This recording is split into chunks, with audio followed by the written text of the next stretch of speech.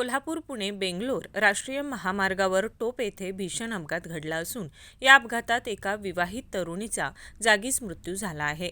रेटरे बुद्रुक तालुका कडेगाव येथील 25 वर्षीय श्वेता अक्षय चव्हाण या आपल्या पतीसोबत मोटारसायकलवरून गावी जात असताना भरधाव कंटेनरने त्यांच्या दुचाकीला जोराची धडक दिली। या धडकेत श्वेता चव्हाण या कंटेनरच्या चाकाखाली सापडल्या।